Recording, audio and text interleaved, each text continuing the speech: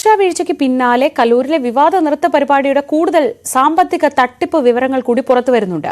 നൃത്തത്തിൽ നിന്ന് പിന്മാറിയവരുടെ പണം തിരികെ ചോദിച്ചവരോട് ഭീഷണി സ്വരത്തിൽ സംസാരിക്കുന്ന ഓഡിയോ സന്ദേശം ന്യൂസ് 18 പുറത്തുവിടുന്നു. മെഗാ നൃത്ത പരിപാടിയിൽ നിന്ന് പിന്മാറിയതിനെ തുടർന്ന് നൃത്താധ്യാപിക സുരഭി പരിപാടിയിൽ പങ്കെടുക്കാനായി നൽകിയ 32,000 രൂപ തിരികെ ചോദിച്ചു. ഇതിന് ഭീഷണിയുടെ സ്വരത്തിലായിരുന്നു പരിപാടിയുടെ മുഖ്യ സംഘാടകരായ മൃദംഗ വിഷൻ CEO ഷമീറിന്റെ മറുപടി. നമുക്കങ്ങനെ റീഫണ്ട് ഓപ്ഷൻ ഇല്ല. അത് ആദ്യമേ നമ്മൾ പറഞ്ഞു വെച്ചിട്ടാണ് ഈ പറയുന്ന രീതിയിൽ ഇത് ചെയ്തിരിക്കുന്നത്. പിന്നെ നിങ്ങൾക്ക് ലീഗലി മൂവ് ചെയ്യുക എന്ന് പറയുന്ന ഓപ്ഷനിലേക്ക് വരുമ്പോഴുള്ള കാര്യമാണ് പറയുന്നത്.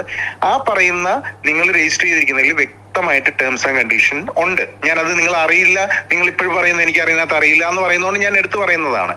അപ്പൊ നിങ്ങൾ ഇങ്ങനത്തെ കാര്യങ്ങളൊന്നും എന്നോട് ആരും വ്യക്തമായിട്ട് പറഞ്ഞിരുന്നില്ല. ടീച്ചറെ ഞാൻ പറയട്ടെ നിങ്ങളുടെ പേരിൽ രജിസ്റ്റർ ചെയ്ത ടൈം ആണെങ്കിലും ഇതാണെങ്കിലും ഇത് സൈബർ രീതിയിലുള്ളതും ഈ പ്രൊഡക്റ്റുമായി ബന്ധപ്പെട്ടിട്ടുള്ള കൺസ്യൂമർ കോർട്ടിലേക്ക് പോകുന്ന കാര്യമാണ്. നിങ്ങളിപ്പോ ഈ കോടതി കേസ് പറഞ്ഞിട്ട് എന്നെ ഓഫീസിൽ വിളിച്ചപ്പോൾ ഞാൻ ഒന്ന് മനസ്സിലാക്കാൻ വേണ്ടിയിട്ട് പറയുന്നതാണ്. മെഗാ നൃത്ത പരിപാടിക്കായി ഇതിൽ പങ്കെടുക്കുന്നവരിൽ നിന്നും വൻതോതിലാണ് പണപ്പിരിവ് നടത്തിയത്. ഇതിലെ തട്ടിപ്പ് തിരിച്ചറിഞ്ഞ് പിന്മാറിയവർക്ക് നൽകിയ പണം തിരികെ നൽകാൻ തയ്യാറായില്ല. ടീച്ചറിനോട് ഞാൻ പറഞ്ഞു വരുന്നത് ഈ പൊസിഷനിലാണ് എനിക്കിപ്പോ സംസാരിക്കാൻ കഴിയുക.